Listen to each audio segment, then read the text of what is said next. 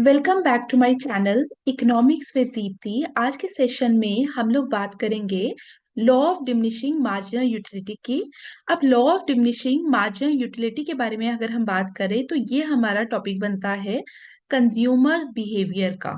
Consumers behaviour जब आप आहूजा भी खोलेंगे तो वहां पे आपको चैप्टर मिलेगा कंज्यूमर्स बिहेवियर का।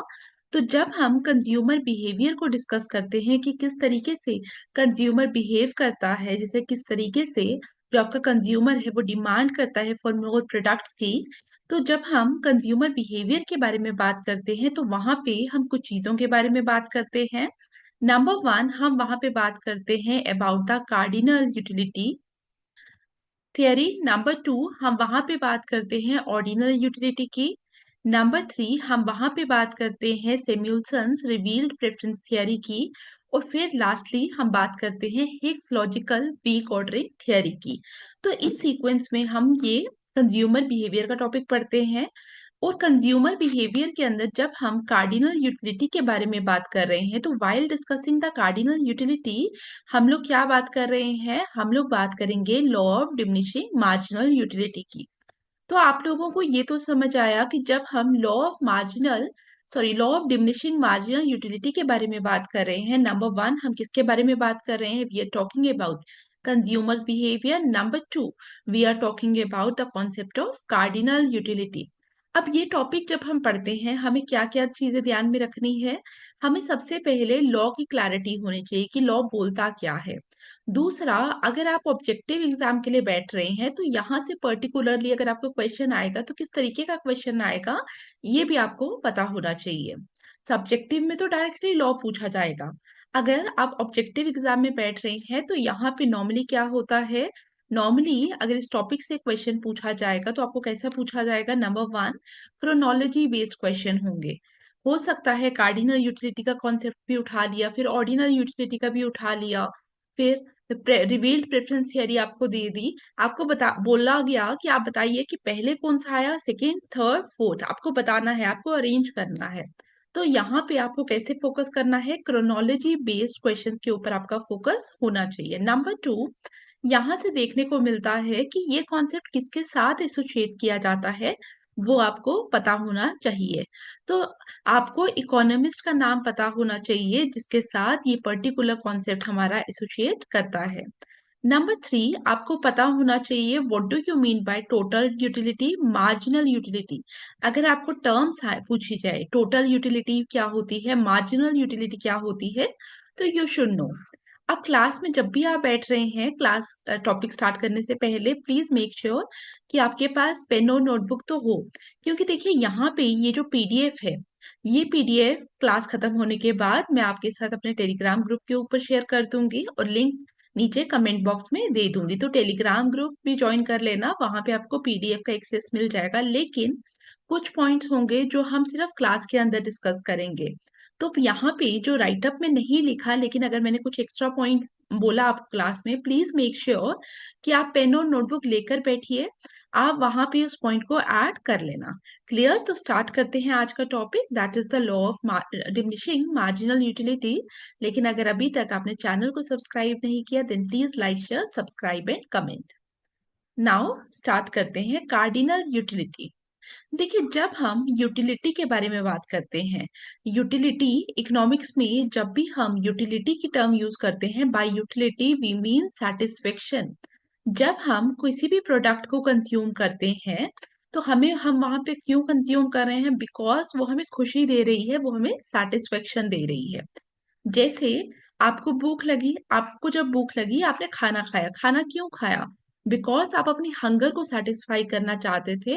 तो वहां पे आपको क्या मिला, आपको सेटिस्फेक्शन मिली कि आपकी अब हंगर सेटिस्फाई होगी। लाइकवाइज कई बार क्या होता है, हम अपनी क्रेविंग्स के लिए घर से बाहर जाते हैं, हम आइसक्रीम कंज्यूम करते हैं, क्यों कंज्यूम कर रहे हैं, बिकॉज ऑफ दैट सेटिस्फेक्शन, हम चाहते हैं कि हमें वो सेटिस्फेक्शन मिले। इसी सेटिस्फेक्शन के लिए जो टर्म हम इकोनॉमिक्स में यूज करते हैं दैट इज यूटिलिटी। तो अगर अब आपसे मैं पूछूं यूटिलिटी क्या है, आप सिंपली बोल सकते हैं कि यूटिलिटी क्या है, सेटिस्फेक्शन, जो सेटिस्फेक्शन हमें मिल रही है दैट इज यूटिलिटी। अब यूटिलिटी के बारे में अगर हम बात करें तो यहाँ पे हमारे पास दो मेजर ग्रुप ऑफ इकोनॉमिस्ट हैं। Number one is the cardinalist and number two is the ordinalist. तो कार्डिनलिस्ट के बारे में अगर हम बात करें, ये वो स्कूल ऑफ थॉट है जो बोलता है कि हम यूटिलिटी को क्या कर सकते हैं, हम लोग यूटिलिटी को क्वांटिफाई कर सकते हैं। क्या कर सकते हैं? क्वांटिफाई कर सकते हैं। जब ये लोग बोल रहे हैं कि हम यूटिलिटी को क्वांटिफाई कर सकते हैं, इसका मतलब ये लोग कह रहे हैं कि यूटिलिटी को हम कैसे मेजर कर सकते हैं? In terms of number. अगर हमें यूटिलिटी को मेजर करना है तो हम क्या कर सकते हैं? हम नंबर के फॉर्म में उसको एक्सप्रेस कर सकते हैं। इसका मतलब अगर मुझे बोलना है, फॉर एग्जाम्पल, मैंने एक कप आइसक्रीम का कंज्यूम किया, तो 1 कप ऑफ आइसक्रीम को कंज्यूम करने से आई एम सेइंग कि मुझे 10 यूटिल्स ऑफ यूटिलिटी मिल रही है। यूटिल क्या है? यूटिल is the unit of utility.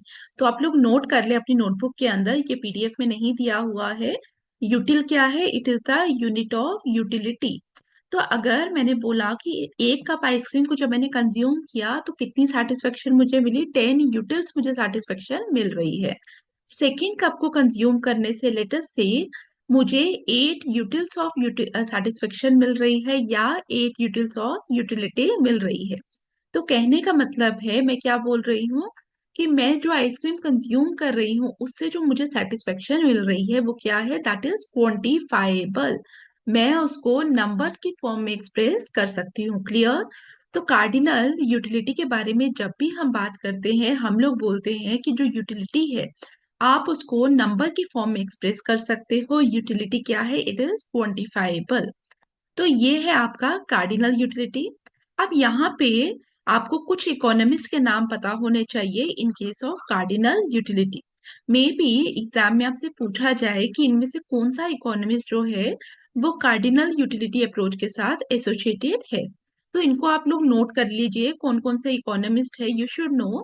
आप जब बुक भी पढ़ेंगे, आहूजा मैंने रेफर की थी इसके लिए, तो आपको समझ आएगा कि जब हम वहां देखते हैं तो मार्शल का नाम आपको दिखाई देता है, कुछ जगहों पे आपको बर्नौली का नाम दिखाई देगा। तो फर्स्ट नाम जो आपको पता होना चाहिए that is the Daniel Bernoulli. आप लोग प्लीज नोट डाउन करिए, फर्स्ट नाम क्या है? Daniel Bernoulli.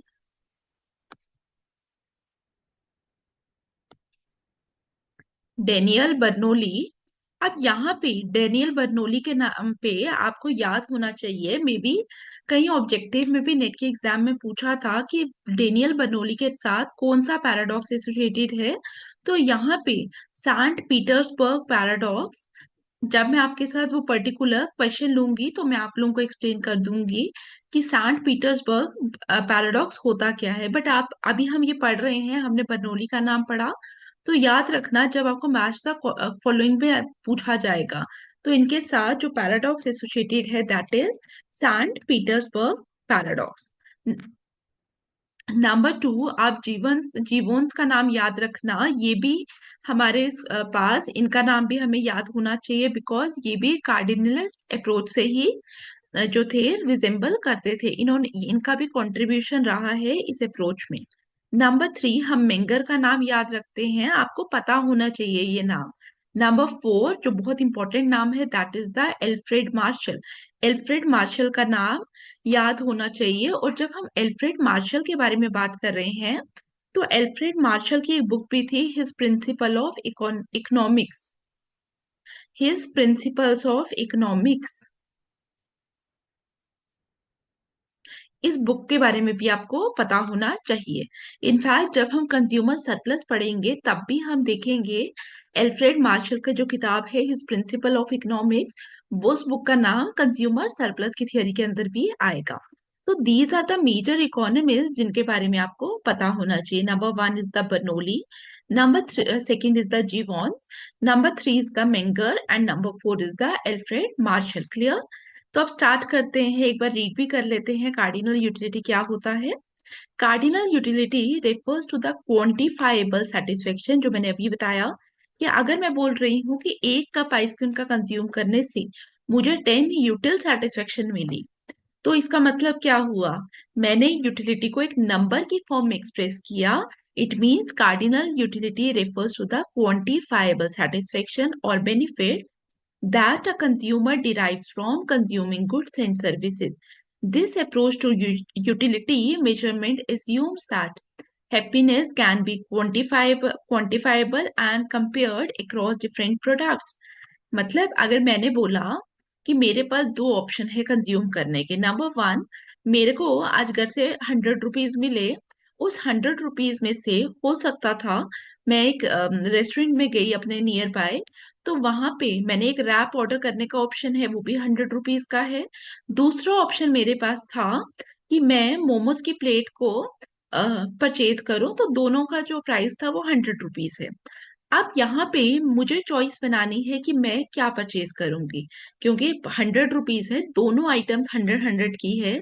तो मैं क्या परचेज करूंगी जिससे at that particular point of time मुझे ज्यादा सेटिस्फेक्शन मिलेगी, ज्यादा यूटिलिटी मिलेगी। लेट अस अज्यूम कि रैप से जो सेटिस्फेक्शन मिल रही है, अगर मैं कार्डिनल यूटिलिटी अप्रोच के बारे में बात करूं, तो मैं क्या बोल रही हूँ, मैं बोल रही हूँ कि यूटिलिटी को मैं क्या कर सकती हूँ, मेजर कर सकती हूँ। तो मैंने बोला कि एक रैप को कंज्यूम करने से जो यूटिलिटी मुझे मिल रही है दैट इज 10 यूटिल्स, और मोमोज को कंज्यूम करने से जो मुझे यूटिलिटी मिल रही है दैट इज 8 यूटिल्स।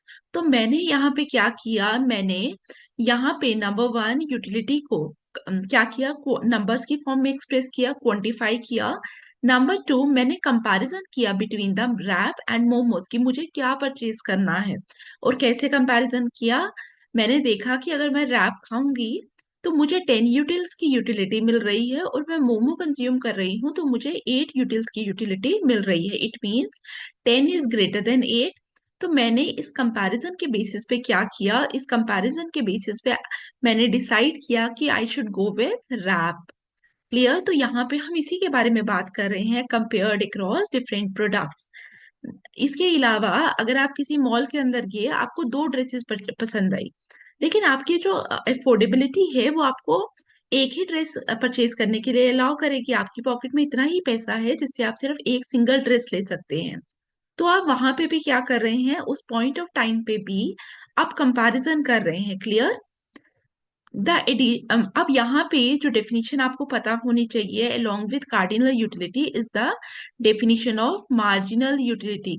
देखिए, इकोनॉमिक्स के अंदर जब भी हम मार्जिनल के बारे में बात करते हैं, मार्जिनल बहुत बार यूज होगा, ये हमारा फर्स्ट टाइम है जब हम मार्जिनल की टर्म यूज कर रहे हैं, लेकिन इसके अलावा भी हम नंबर ऑफ टाइम क्या करेंगे, मार्जिनल यूज करेंगे।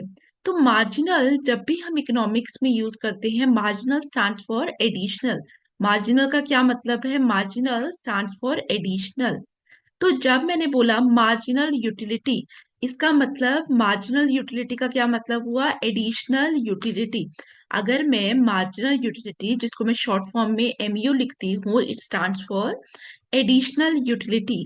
और एडिशनल यूटिलिटी कहाँ से, जब मैं 1 unit of commodity extra consume कर रही हूँ, यहाँ हम कंजप्शन के बारे में बात कर रहे हैं।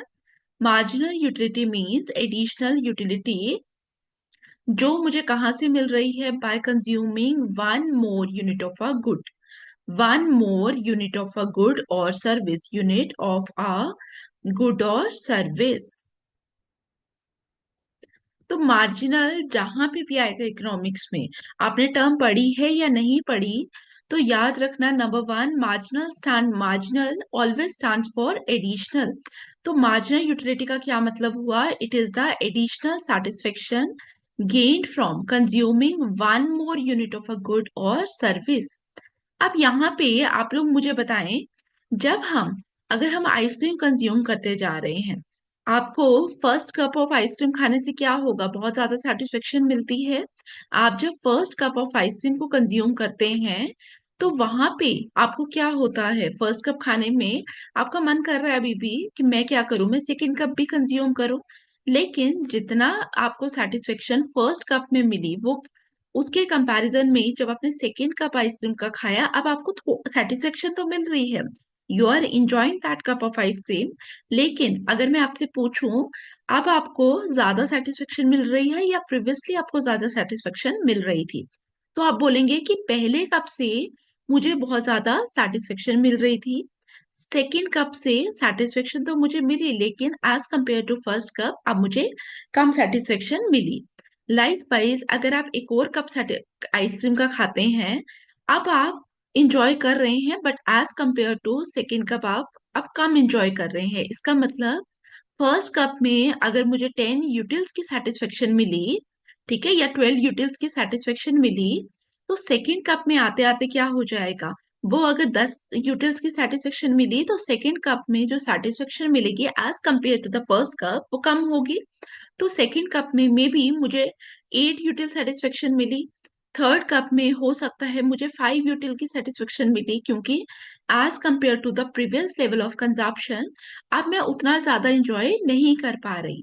तो मैं क्या बोलने की कोशिश कर रही हूँ, मैं ये बोलने की कोशिश कर रही हूँ कि with the passage of time जो यूटिलिटी है वो क्या करती है, वो डिक्लाइन करती है। क्या करेगी, डिक्लाइन करेगी। तो यहाँ पे भी हमने यही लिखा है, it typically declines as consumption increases, illustrating the principle of diminishing marginal utility. ठीक है, ये आपको क्या लिखा है मैंने आगे, कि ये बता रहा है principal of diminishing marginal utility. ठीक है, तो साइमल्टेनियसली हमारा डिमिनिशिंग मार्जिनल यूटिलिटी का प्रिंसिपल क्या होता है वो भी आपको समझ आ गया होगा, कि जैसे जैसे हम ज्यादा ज्यादा चीजें कंज्यूम करते हैं वैसे वैसे हमें जो एडिशनल यूटिलिटी मिल रही है वो क्या हो रही है, वो डिक्लाइन होती हुई दिखाई दे रही है। जितना हमें फर्स्ट कप में मजा आया, जितना हमें फर्स्ट कप में सेटिस्फेक्शन मिला, as compare to that second cup में हमें कम सेटिस्फेक्शन मिला, थर्ड कप में उससे भी कम, फोर्थ कप में उससे भी कम, एंड सो ऑन। क्लियर। अब हम कार्डिनल यूटिलिटी के बारे में अगर हम बात करें तो हमें एप्लीकेशंस पता होनी चाहिए कि इस कॉन्सेप्ट की क्या एप्लीकेशंस हैं। Number one, it helps in understanding consumer choices and preferences. जैसे अगर मैं बात करूं, आपके पास 100 रुपीज थे, ठीक है, आपने एक पिकनिक में जाना है और अब आप डिसाइड कर रहे हैं इस 100 रुपीज में से आप क्या कंज्यूम करेंगे। अब यहाँ पे आपके पास एक ऑप्शन है कि आप 20 रुपए वाली 5 कोल्ड ड्रिंक्स इसमें से परचेज करें, 100 रुपीज खर्च हो जाएंगे। लेकिन हम लोगों को पता है कि जब मैं first bottle of cold drink consume कर रही हूँ मुझे ज्यादा मजा आ रहा है, सेकेंड बॉटल में मुझे उतना ज्यादा मजा नहीं आएगा, थर्ड बॉटल में भी यूटिलिटी मेरी कम होती जाएगी। तो मैं क्या करूंगी, मैं सोचूंगी कि मेरे को जो मेरे पास इसके अलावा क्या ऑप्शंस है, बिकॉज कार्डिनल यूटिलिटी मुझे क्या बताती है, मुझे कंपैरिजन भी तो बताती है बिटवीन डिफरेंट गुड्स। तो मैंने क्या किया, मैंने देखा मेरे पास क्या क्या ऑप्शन है, मैं क्या क्या परचेज कर सकती हूँ। तो मैंने यहाँ पे देखा कि मैं अगर शॉप में गई तो मैं चिप्स परचेज कर सकती थी, मैं कोल्ड ड्रिंक परचेज कर सकती थी, चॉकलेट परचेज कर सकती थी। ठीक है, तो मैंने क्या किया, मैंने वहां पे मार्केट में जाकर देखा कि मेरे पास क्या क्या ऑप्शंस अवेलेबल हैं। तो मेरे मेरे को दिखा कि I have the option to buy cold drink, chips purchase कर सकती हूँ, चॉकलेट परचेज कर सकती हूँ, एंड सो ऑन। अब यहाँ पे मैंने कंपैरिजन किया कि फर्स्ट जो आइटम है वो मुझे क्या परचेज करनी चाहिए, I should purchase cold drink. ठीक है, मुझे वहां पे सेटिस्फेक्शन ज्यादा मिल रहा है एज कंपेयर टू अगर मैं कोल्ड ड्रिंक की जगह चिप्स या चॉकलेट परचेज करूं। लेकिन second bottle of cold drink मुझे बहुत ज्यादा सेटिस्फेक्शन नहीं दे रही, उसके कंपैरिजन में अगर मैं चिप्स परचेज करती हूँ तो मुझे ज्यादा सेटिस्फेक्शन मिल रही है। तो मैंने यहाँ पे सेकेंड पैक में क्या किया, चिप्स परचेज किया। अब थर्ड चीज मुझे क्या परचेज करनी थी, थर्ड में भी मेरे पास ऑप्शन था चिप्स और चॉकलेट का कंपैरिजन किया, लेकिन फिर मुझे लग रहा है कि अगर मैं चिप्स परचेज करूं तो मुझे ज्यादा सेटिस्फेक्शन होगी। तो मैं थर्ड आइटम भी मैंने क्या परचेज की, चिप्स। अब फोर्थ आइटम भी मैंने क्या परचेज किया, चिप्स। और फिफ्थ आइटम में आई गो विद चॉकलेट। तो यहाँ पे मैंने क्या किया, मैंने based on the concept of cardinal utility मैंने अपनी चॉइसेस बनाई कि मुझे फर्स्ट चीज क्या लेनी है, सेकंड चीज क्या लेनी है, थर्ड चीज क्या लेनी है, एंड सो ऑन। तो हमें जब एप्लीकेशंस पढ़नी होती है कार्डिनल यूटिलिटी की, तो हम क्या बोलते हैं, it helps in understanding consumer choices and preferences. Next point, it influences pricing strategies and market demand. देखिए, जब हम कार्डिनल यूटिलिटी का सेकंड पार्ट डिस्कस करेंगे, that is the equi marginal utility वाला, तो आपको समझ आएगा कि बेस्ड ऑन दैट कॉन्सेप्ट कि किस तरीके से प्राइसेस डिसाइड होते हैं based on the concept of marginal utility. तो वहां पे हम इस पॉइंट को डिस्कस करेंगे। Now limitations of cardinal utility. कुछ जगहें ऐसी होती है जहां पे कार्डिनल यूटिलिटी का कॉन्सेप्ट जो है वो वैलिड नहीं होता। कहाँ कहाँ हम लोगों ने क्या देखा कार्डिनल यूटिलिटी में कि हम लोग मेजर करते हैं, क्वांटिफाई करते हैं यूटिलिटी को। लेकिन अगर आपसे ही मैं पूछूं कि आपको चिप्स खाना है, आपको कितनी यूटिलिटी मिलेगी? आप मुझे ये बता सकते हैं कि ये फ्लेवर चिप्स का मुझे फेसिनेट करता है, अगर मैं ये फ्लेवर चिप्स का कंज्यूम करती हूँ तो मुझे ज्यादा सेटिस्फेक्शन मिलती है। लेकिन आप में से मुझे कोई भी नंबर नहीं दे पाएगा लॉजिकली कि क्या नंबर होना चाहिए। It can be 18 utils, it can be 11 यूटिल, आप मुझे कोई नहीं बता पाएंगे। तो यहाँ पे लिमिटेशंस में हम फर्स्ट पॉइंट के बारे में बात करते हैं। It is difficult to measure utility accurately as individual preferences are subjective. Number two, it does not consider the qualitative aspects of good which can also affect consumer satisfaction. अब comparison with ordinal utility के बारे में बात करेंगे। देखिए, जब हम ordinal utility के बारे में बात करते हैं, जैसे हम कल की क्लास में जब हम इंडिफरेंस कर्व डिस्कस करेंगे वहां बात करेंगे, तो तब आपको मैं बताऊंगी कि इंडिफरेंस कर्व ऑर्डिनल यूटिलिटी में हम रैंक करते हैं। हम लोग बोलेंगे कि एक चिप्स को कंज्यूम करने से, इस पैकेट ऑफ चिप्स को कंज्यूम करने से मुझे ज्यादा सेटिस्फेक्शन मिलती है एज कंपेयर टू अगर मैं कुरकुरे कंज्यूम करूं। तो मैंने रैंक किया कि मुझे लेस खाने से ज्यादा सेटिस्फेक्शन मिलती है। तो यहाँ पे हम रैंकिंग पे बात करेंगे रादर देन द नंबर्स। अब यहाँ पे हम लोग किसके बारे में बात करेंगे? रैंकिंग के बारे में बात करेंगे, ऑर्डर ऑफ प्रेफरेंसेस के बारे में बात करेंगे while discussing the ordinal utility. कल हम आराम से बात करेंगे इसके बारे में। अब यहाँ पे एक चीज के बारे में हमें बात करनी थी। Just a second. हाँ, बस, ठीक है। अब यहाँ पे कार्डिनल यूटिलिटी में हमारा इतना ही हमें पढ़ना था। इसके अलावा कुछ एजाम्पशंस हैं, एजाम्पशंस मैं आपके साथ डिस्कस करूंगी वाइल डिस्कसिंग द लॉ। तो law of diminishing marginal utility, और यहाँ पे एजाम्पशंस हमारी सेम रहेंगी। तो वो एजाम्पशंस मैं आपको लिखवाऊंगी, तो आप लोग नोट डाउन कर लेना। अब हम बात करते हैं law of diminishing marginal utility की। Law of diminishing marginal utility, इसके और क्या नाम है आपको पता होने चाहिए। नंबर वन, हम इसको क्या बोलते हैं? It is also known as Gossen's first law, या हम इसका दूसरा नाम क्या जानते हैं? फंडामेंटल साइकोलॉजिकल लॉ, या हम इसको किस नाम से जानते हैं? Fundamental law of satisfaction. तो आप जहां पे भी बैठे हैं, क्लास अटेंड कर रहे हैं, रिपीट करिए। नंबर वन, हम इसको किस नाम से जानते हैं? Law of diminishing marginal utility. Number to, Guson's first law. Number two, fundamental psychological law. Number three is the fundamental law of satisfaction.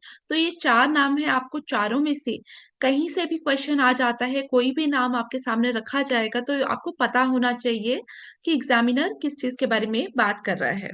ठीक है, तो law of diminishing marginal utility, अभी हमने देखा कि जैसे जैसे हम किसी भी चीज को ज्यादा कंज्यूम करते हैं, वैसे वैसे क्या होता है, जो हमें एडिशनल सेटिस्फेक्शन मिल रही है, जिसको मैंने क्या बोला, जिसके लिए मैंने टर्म यूज की मार्जिनल यूटिलिटी, वो क्या करती है? वो डिक्लाइन करती है। This is basically the law states. तो please read it. Law of diminishing marginal utility states that as a consumer increases the quantity of a good consumed, the additional satisfaction, ठीक है, एडिशनल सेटिस्फेक्शन, या हम इसके लिए क्या term use कर रहे हैं? Marginal utility gained from each additional unit declines. ठीक है, अभी हमने पढ़ा, हमने बहुत बार रिपीट किया, आई होप आपको समझ आया। अब यहाँ पे हमने मार्जिनल यूटिलिटी देखा। अब मैं थोड़ी देर में आपको एक और टर्म बताऊंगी, that is known as total utility. This principle is foundational in understanding consumer behavior as it illustrates why consumers do not simply purchase more of a good endlessly. जैसे मैं हमने भी अभी अपनी एग्जांपल में देखा कि अगर मैं आपको पूछूं कि कितनी आइसक्रीम आप खा सकते हैं, अगर आपको एक आइसक्रीम पार्लर में बिठा दिया जाए, आपको मैं बोलूं फ्री ऑफ कॉस्ट आप जितनी मर्जी आइसक्रीम कंज्यूम कर सकते हैं, लेकिन एक पॉइंट के बाद आप क्या करेंगे? आप आइसक्रीम को खाना बंद करेंगे। ठीक है, जैसे आप किसी की मैरिज के अंदर गए, वहां पे आपके पास कोई रिस्ट्रिक्शन नहीं है कि आपको कितनी आइसक्रीम कंज्यूम करनी है या कितना खाना कंज्यूम करना है। इट्स अप टू यू, आप जितना मर्जी कंज्यूम कर सकते हैं, बट कभी आपने वहां जाकर एंडलेसली खाया है? आपने क्या किया होगा? एक बार, दो बार या तीन बार आइसक्रीम खाई होगी। क्या आपने नंबर ऑफ टाइम आप खाते गए कहीं तो आप रुके होगे? तो ये लॉ हमें बेसिकली यही बताता है कि किसी भी चीज को हम एंडलेसली कंज्यूम क्यों नहीं करते।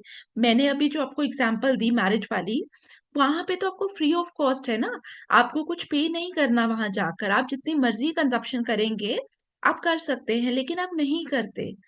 और इन रियलिटी, अगर हमें प्राइस पे करना है, मैं एक शॉप पे जा रही हूँ, मुझे वहां जाकर कोई भी चीज कंज्यूम करनी है, लेट्स से मुझे चिप्स कंज्यूम करने हैं, मेरी एक कैपेसिटी है कि मैं कितने चिप्स कंज्यूम करूंगी। मैं ऐसा तो नहीं है मैं एंडलेसली कंज्यूम करती जाऊंगी, अब मुझे मजा नहीं भी आ रहा तब भी मैं खाऊंगी, ऐसा तो नहीं होगा। क्लियर? तो ये प्रिंसिपल हमें क्या बताता है in understanding consumer behaviour, as it illustrate why consumers do not simply purchase more of a good endlessly। और इसकी implications क्या है? Number one, it influences demand curve। अब यहाँ पे आपको पता है कि डिमांड कर्व के बारे में जब हम बात करते हैं, तो हम लोग क्या बोलते हैं कि हमारी जो डिमांड कर्व है वो कैसे स्लोप करती है, अपवर्ड या डाउनवर्ड?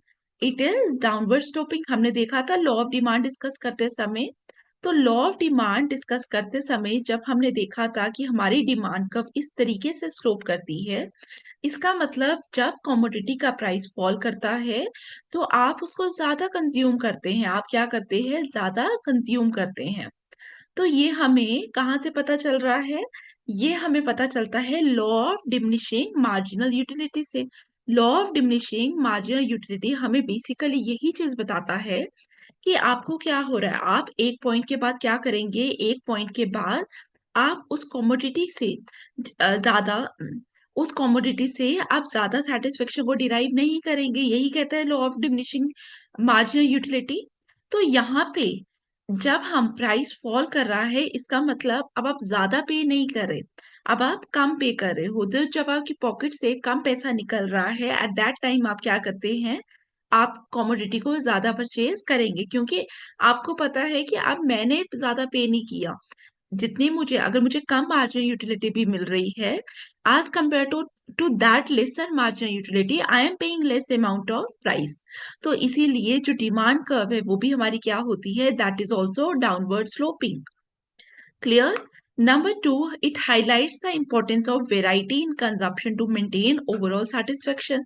जैसे मैंने स्टार्टिंग में क्लास में बताया आपको कि अगर आपको एक पिकनिक के लिए मैंने 100 रुपीज दिए, अब उस 100 रुपए में से आप सिर्फ कोल्ड ड्रिंक नहीं लेकर आ रहे, आप सिर्फ चिप्स नहीं लेके आ रहे, आप वेराइटी की तरफ जा रहे हो, बिकॉज आप चाहते हो कि आपका जो ओवरऑल एक्सपीरियंस है उस पर ज्यादा सेटिस्फेक्शन रहे, उसमें ज्यादा यूटिलिटी रहे।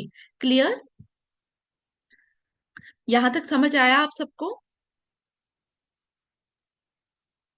अब हम बात करेंगे application in economics. It helps in explaining consumer choice theory, aids in understanding pricing strategies in market competition। और exceptions जो है that are very important, आपको पता होनी चाहिए।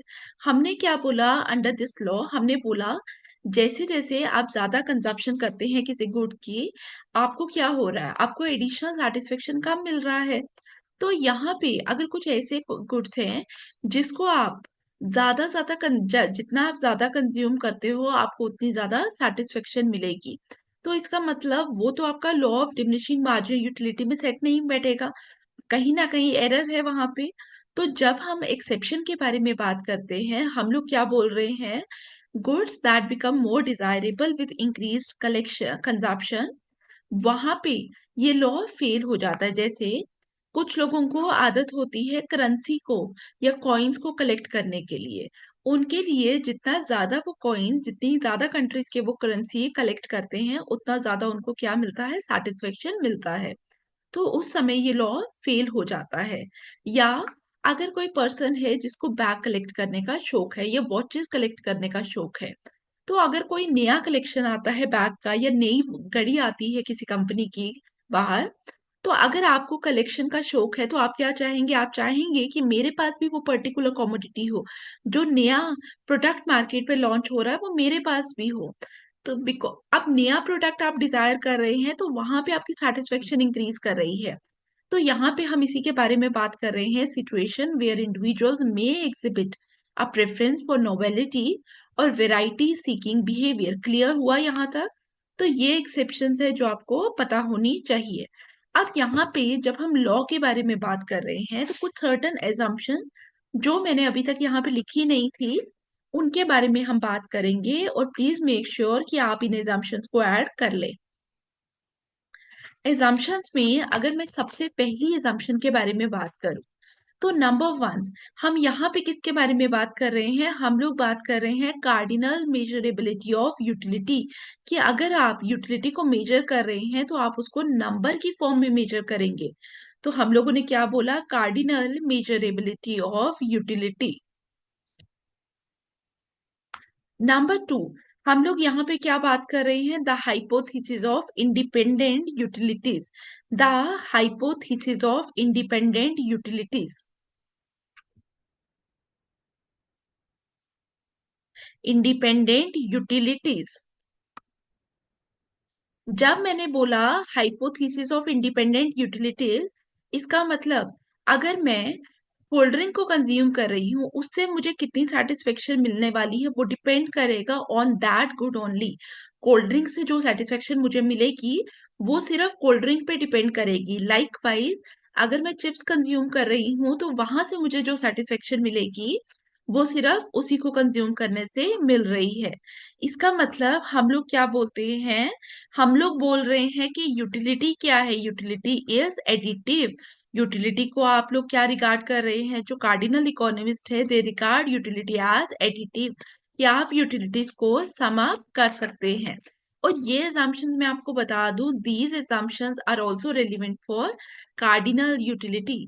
चाहे आपको कार्डिनल यूटिलिटी आ जाए एग्जाम में, चाहे आपको ये लॉ आ जाए, law of diminishing marginal utility, दोनों जगहों पे ये एजम्पशन जो है इक्वली वैलिड है। नंबर थ्री एजम्पशन के बारे में अगर हम बात करें, that is marginal utility of money is constant. Number three मैंने क्या बोला? Marginal utility of money. Marginal utility of money को हम ऐसे लिखते हैं, एम यू, और सबस्क्रिप्ट में हम एम लिखते हैं। Marginal utility of money is constant.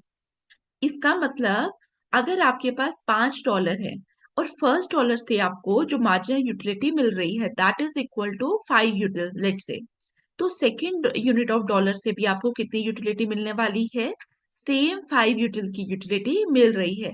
इसका मतलब जब हम मनी के बारे में बात कर रहे हैं तो वहां पे हम नहीं बोल रहे कि मनी की भी यूटिलिटी जो है वो फॉल कर रही है। In case of money, law of diminishing marginal utility के बारे में हम बात नहीं कर रहे। क्लियर? नंबर फोर, हम यहाँ पे बात कर रहे हैं इंट्रोस्पेक्टिव मेथड। इंट्रोस्पेक्टिव मेथड का मतलब हुआ यहाँ पे जो इकोनॉमिस्ट है वो अपने ओन एक्सपीरियंस से क्या करते हैं? अपनी ओन जितने भी उनके एक्सपीरियंसेस रहेंगे उनकी सब्जेक्टिविटी के बेस पे वो यूटिलिटी को मेजर करते हैं। क्लियर? यहाँ तक समझ आया? अब law of diminishing marginal utility के अंदर जब हम बात करते हैं तो हमें एक टेबल पढ़ना होता है और साथ में diagram is very much important. तो डायग्राम पे भी हमारा फोकस होगा और हमारा एक टेबल पे भी फोकस होगा। अब यहाँ पे जब मैं आपके साथ टेबल डिस्कस करूंगी तो हम यहाँ पे टोटल यूटिलिटी का कॉन्सेप्ट भी लेंगे। तो स्टार्ट करने से पहले हम टोटल यूटिलिटी के बारे में बात करेंगे। देखिए, टोटल यूटिलिटी आपको नाम से ही पता चल रहा है। जब हम टोटल के बारे में बात कर रहे हैं, हम किसके बारे में बात करेंगे? हम ओवरऑल यूटिलिटी के बारे में बात करेंगे। अगर मैं आपको बोलूं कि मैंने फर्स्ट कप आइसक्रीम का कंज्यूम किया और मुझे 10 यूटिल्स ऑफ यूटिलिटी मिली, सेकेंड कप कंज्यूम करने से मुझे 8 यूटिल्स ऑफ यूटिलिटी मिली, थर्ड कप कंज्यूम करने से मुझे 6 यूटिल्स ऑफ यूटिलिटी मिली, तो आप लोग मुझे क्या बोलेंगे? अगर मैं आपसे पूछूं टोटल यूटिलिटी मुझे कितनी मिली तो आप बोलेंगे 10 + 8 + 6। तो ओवरऑल यूटिलिटी जब भी हम कैलकुलेट करते हैं हम कैसे एडअप करते हैं? By total, totalling the marginal utilities. तो टोटल यूटिलिटी अगर आप आपसे कोई भी पूछे तो आप क्या बोलेंगे? It is the overall satisfaction और benefit. Overall satisfaction, please note this definition also. Overall satisfaction और benefit that a consumer that a consumer derives from consuming a certain quantity of goods and services। a certain quantity of goods and services। ठीक है, I hope आप लोगों ने लिखा। मैं repeat कर रही हूँ, जिन्होंने नहीं लिखा वो भी लिख लें। Total utility refers to the overall satisfaction or benefit that a consumer derives from consuming a certain quantity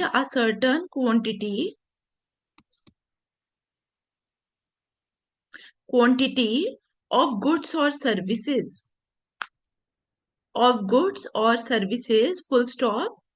It is the cumulative का मतलब होता है total। It is the cumulative measure of utility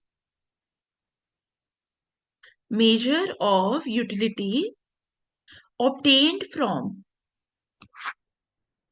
consuming different units of a good from consuming different units of a good।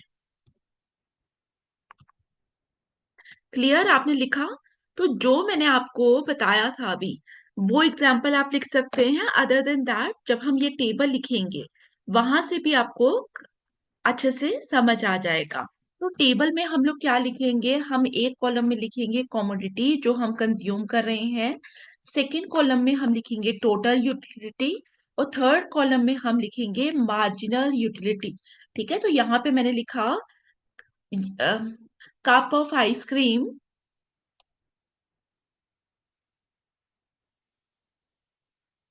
यहाँ पे लिखा मैंने total utility, यहाँ पे आई हैव द मार्जिनल यूटिलिटी। और आपको यहाँ पे कैलकुलेशन भी समझ आ जाएगी कि किस तरीके से हम टोटल यूटिलिटी को कंज्यूम कर रहे हैं और किस तरीके से हम मार्जिनल यूटिलिटी को कंज्यूम कर रहे हैं। हमने बोला अगर मैं फर्स्ट कप ऑफ आइसक्रीम को कंज्यूम करूं तो वहां से मुझे कितनी टोटल यूटिलिटी मिल रही है? मुझे 12 यूटिल्स ऑफ टोटल यूटिलिटी मिल रही है। 12 यूटिल्स ऑफ टोटल यूटिलिटी मिल रही है। अगर मैं सेकंड कप ऑफ आइसक्रीम को कंज्यूम कर रही हूं तो मुझे टोटल यूटिलिटी कितनी मिल रही है? मुझे 22 यूटिल्स ऑफ टोटल यूटिलिटी मिल रही है। ठीक है, ये यहाँ पे टोटल यूटिलिटी वाला कॉलम मैं अभी फ्री छोड़ रही हूँ। मैं आपको बताऊंगी कि किस तरीके से मैंने मार्जिनल यूटिलिटी से कैलकुलेट किया टोटल यूटिलिटी, पहले हम वो देखेंगे। आफ्टर दैट हम देखेंगे अगर हमें हमारे पास टोटल यूटिलिटी दिया होता तो मैं मार्जिनल यूटिलिटी को कैसे कैलकुलेट करती।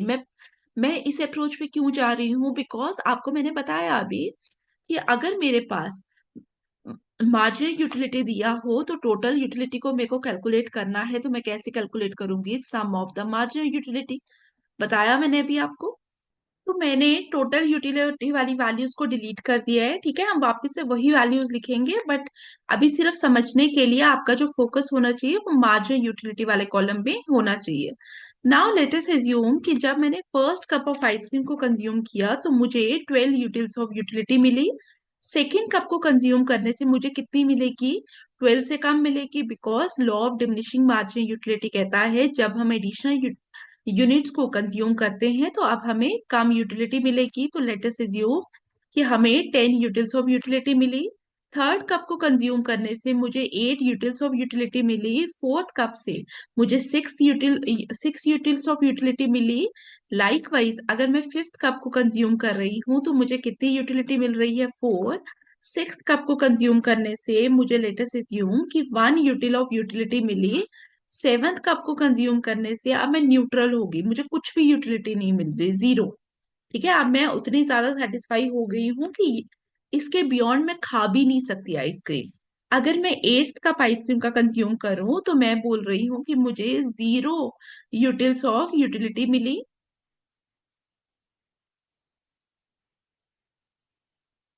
जी, एट्थ कप को कंज्यूम करने से मुझे -2 यूटिल्स ऑफ यूटिलिटी मिली। -2 स्टैंड्स फॉर नेगेटिव।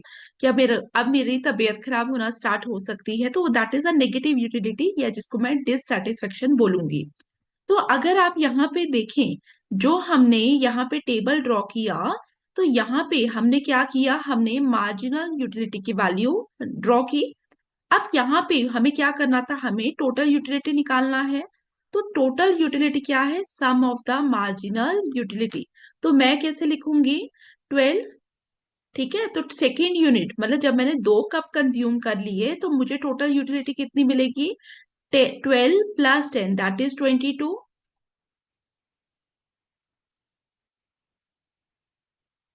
ठीक है, अगर मैं 3 कप मैंने कंज्यूम कर लिए तो मुझे कितनी मिलेगी, 22 + 8।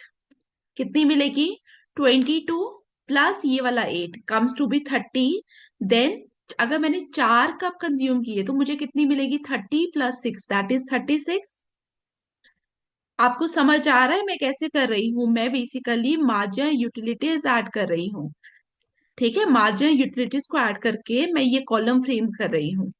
तो अगर मुझे फिफ्थ कप कंज्यूम करना है तो मुझे कितनी मिलेगी, 36 + 4 दैट इज 40। फिर मेरा आएगा 41 और -2 दैट इज 39। तो इस तरीके से हम यहां से क्या निकाल रहे हैं, टोटल यूटिलिटी। लाइक वाइज अगर मेरे पास टोटल यूटिलिटी दिया होता तो मुझे मार्जिन यूटिलिटी कैलकुलेट करना होता। मैं कैसे कैलकुलेट करती, पहले पहले यूनिट के लिए टोटल और मार्जिनल सेम रहेगा, लेकिन अगर मुझे सेकेंड यूनिट से मुझे कितनी मार्जिन यूटिलिटी मिल रही है ये निकालना होता, तो मैं क्या करती, टोटल यूटिलिटी जो मुझे सेकेंड कप के टाइम मिल रही है, 2 कप कंज्यूम करने से जो टोटल यूटिलिटी मिली दैट इज 22, माइनस मैं करती टोटल यूटिलिटी जो मुझे फर्स्ट कप से मिली, -12 that is 10। Likewise 30 - 22 8, 36 - 36 and so on. तो इस तरीके से अब आप भी कैलकुलेट कर सकते हैं। क्लियर, यहां तक सबको समझ आया। अगर आप इस टेबल पे देखें तो मेरे को यहाँ पे टोटल यूटिलिटी भी मिल रही है और मुझे यहाँ पे मार्जिनल यूटिलिटी भी मिल रही है। तो इसके थ्रू मैं क्या करूंगी, इसके थ्रू मैं डायग्राम ड्रॉ करूंगी। अगर आप यहाँ टेबल पे देखें तो टोटल यूटिलिटी वाले कॉलम पे फोकस करना, ठीक है। तो टोटल यूटिलिटी वाले कॉलम पे अगर आप फोकस करेंगे तो 22 - 12 दैट इज 10, 30 - 22 8, 36 - 36। कहने का मतलब है ये जो डिफरेंस है वो क्या हो रहा है, वो कम होता हुआ आपको दिख रहा है। पहली स्टेज पे वो 10 का डिफरेंस है, देन वो 8 है, देन वो 6 है, देन वो 4 का डिफरेंस है। आप देख पा रहे होंगे कि अगर आप टोटल यूटिलिटी को देखेंगे यहाँ पे तो टोटल यूटिलिटी मेरा इंक्रीज कर रहा है। ठीक है, टोटल यूटिलिटी पहले 12 था, फिर 22 है, फिर 30 है, 36 है, इंक्रीज कर रहा है। लेकिन जो गैप है between the total utility, her successive step के अंदर वो गैप डिक्रीज कर रहा है। इसका मतलब मैं क्या बोलने की कोशिश कर रही हूँ, टोटल यूटिलिटी इंक्रीज कर रहा है but at a decreasing rate, but at a decreasing rate, but at a decreasing rate. ये बहुत इंपॉर्टेंट पॉइंट है जो मुझे आपको यहाँ पे दिखाना था। अब यहाँ पे एक और चीज आप नोट करना, एक पॉइंट के बाद क्या होगा, 41 ये टोटल यूटिलिटी का मैक्सिमम पॉइंट है। यहाँ पे क्या हो जाएगा, टोटल यूटिलिटी मैक्सिमम हो जाएगी। और इस पॉइंट के करस्पॉन्डिंग 41, जब 41 हाईएस्ट था, तो इसके corresponding we have the maximum, sorry we have zero marginal utility. तो जहां पे आपका टोटल यूटिलिटी मैक्सिमम होता है या जहां पे आपका मार्जिनल यूटिलिटी जीरो होता है, इस पॉइंट को हम लोग क्या कहते हैं, it is known as the satiation quantity. Satiation quantity मतलब जहां पे आप फुल्ली सेटिस्फाई हो, अब इससे ज्यादा आप कंज्यूम नहीं कर सकते। सेटिएशन क्वांटिटी, SATIATION।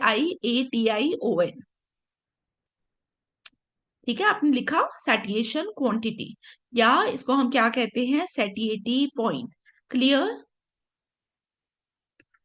अब यहाँ पे इसी चीज को हम डायग्रामेटिकली करेंगे, टोटल यूटिलिटी वाला। फिर मैं वापस से आऊंगी टेबल पे, फिर हम मार्जिन यूटिलिटी के बारे में बात करेंगे। अगर आप यहाँ पे देखें टोटल यूटिलिटी पे, तो एक्स एक्सिस पे हम क्वांटिटी लिखेंगे, वाई एक्सिस पे we have the total utility. मैं इसको इस तरीके से नहीं ड्रॉ कर रही हूँ, ठीक है, मैं पूरा एकदम से राइजिंग पोर्शन पे नहीं लेके जा रही हूँ इसको। मैं ये तो दिखा रही हूँ कि इसका स्लोप जो है that is upward sloping, but मेरा ये नीचे की तरफ आ रहा है, ठीक है। तो आप लोग देख पा रहे होंगे कि टोटल यूटिलिटी इंक्रीज कर रहा है but at a decreasing point, और यहाँ तक आते आते वो मैक्सिमम लेवल अटेन करेगा, जिसको हम लोग क्या कहेंगे, it is known as the point of satiety, point of satiety, ठीक है। सेटाइटी पॉइंट है ये हमारा, या हम इसको क्या कहते हैं, सेटिएशन पॉइंट। ये है हमारा टोटल यूटिलिटी कर्व। अब इसी के corresponding we have to draw the marginal utility curve. अगर आप मार्जिनल यूटिलिटी वाले पॉइंट पे देखें, तो मार्जिनल यूटिलिटी आपका इंक्रीज नहीं कर रहा है, ये क्या कर रहा है, इट इज डिक्लाइनिंग। तो सबसे पहला मुझे पता चल गया कि जो मेरी मार्जिनल यूटिलिटी की कर्व बनानी है, मुझे मुझे इस तरीके से कर्व बनानी है। दूसरा मुझे ये पता चला मार्जिनल यूटिलिटी में कि जब मेरा मार्जिनल यूटिलिटी जीरो होता है तो उसके करस्पॉन्डिंग मुझे सेटिएशन पॉइंट मिलेगा। और इसका मतलब अगर मेरे को वो कर्व ड्रॉ करनी है तो मेरा सेटिएशन पॉइंट कहाँ पे आएगा, इस पॉइंट के करस्पॉन्डिंग, इस पॉइंट के करस्पॉन्डिंग। तो जब भी हम डायग्राम ड्रॉ करेंगे तो मेरे को क्या करना है, मुझे इस पॉइंट के करस्पॉन्डिंग ड्रॉ करना है मेरा सेटिएशन पॉइंट, ठीक है। तो here we have the marginal utility on the y axis, we have the quantity on the x axis, और मैं इसको बोलूंगी सेटिएशन पॉइंट, क्या बोलूंगी इसको, सेटिएशन पॉइंट। क्लियर। तो आई होप आपको समझ आया, ठीक है। 2 मिनट में इस टॉपिक का हम क्विक रिवीजन करेंगे, उसके बाद क्लास खत्म करेंगे। अगर आपने यहाँ पे ध्यान से देखा होगा, हम किसके बारे में बात कर रहे थे, हम लोग बात कर रहे हैं कार्डिनल यूटिलिटी और law of diminishing marginal utility. अगर मैं आपसे पूछूं कार्डिनल यूटिलिटी, ठीक है, क्लास खत्म हो रही है अब, तो आप मुझे कमेंट बॉक्स में साथ साथ आंसर देते रहिए। कार्डिनल यूटिलिटी में हम कैसे यूटिलिटी को मेजर करते हैं, हम यूटिलिटी को मेजर करते हैं इन टर्म्स ऑफ नंबर्स। अब यहाँ पे किसी दो इकोनॉमिस्ट का नाम आप मुझे कमेंट बॉक्स में बताइए, जो मैंने अभी आपको क्लास में बताया था, who are associated with cardinal school of thought, ठीक है, किसी दो का नाम बताइए। मैंने किस किस का नाम लिया था, बर्नौली का नाम लिया था, जीवॉन्स का नाम लिया था, मार्शल का नाम लिया था। आई होप आपको याद होगा। नंबर 2, हम लोगों ने यहाँ पे marginal utility and total utility का कॉन्सेप्ट पढ़ा। Marginal utility means additional utility जो हमें कहाँ से मिल रही है, from consuming additional unit of commodity. और total utility is the overall utility, जो हम जितना टोटल कंजप्शन कर रहे हैं उसके बाद जो यूटिलिटी, जो सेटिस्फेक्शन हमें मिल रही है, दैट इज टोटल यूटिलिटी। फिर हमने पढ़ा law of diminishing marginal utility. Law of diminishing marginal utility बोलता है नंबर ऑफ जब हम ज्यादा कंजप्शन करते हैं तो मार्जिनल यूटिलिटी क्या होती है, डिक्लाइन करती है। अब हम क्या बोल रहे हैं, we are saying marginal utility is declining but total utility increase करती है at a decreasing rate. Diagram से आपको समझ आया, टेबल से आपको समझ आया होगा, ठीक है। अगर आपको वहां पे ऑब्जेक्टिव में आ जाए कि कौन सी यूटिलिटी फॉल कर रही है, it is the marginal utility, लेकिन टोटल यूटिलिटी इंक्रीज कर रही है at a decreasing rate. Point of satiation हमें कहाँ पे मिलता है, पॉइंट ऑफ सेटिएशन हमें मिलता है जहां पे क्या होगा, जहां पे हमारा टोटल यूटिलिटी मैक्सिमम होता है या मार्जिनल यूटिलिटी क्या हो जाता है, जीरो हो जाता है। पॉइंट ऑफ सेटिएशन भी कहते हैं और सेटिएटी पॉइंट भी हम इसको कहते हैं। क्लियर, यहां तक समझ आया। टोटल यूटिलिटी अगर आपको कैलकुलेट करना है, आप कैसे कैलकुलेट करेंगे, by summing up the marginal utility. और लाइकवाइज हमने देखा, अगर आपको मार्जिनल यूटिलिटी निकालना हो आउट ऑफ टोटल यूटिलिटी, आप कैसे निकाल पाएंगे। क्लियर, ठीक है। तो ये था आज की क्लास। आई होप आपको चीजें समझ आ रही है, फिर भी कोई डाउट हो कमेंट बॉक्स में पूछ सकते हैं। Thank you for watching, see you in the next class. और पीडीएफ जो होगा इसका टेलीग्राम ग्रुप में मैं आपके साथ शेयर कर दूंगी। Thank you.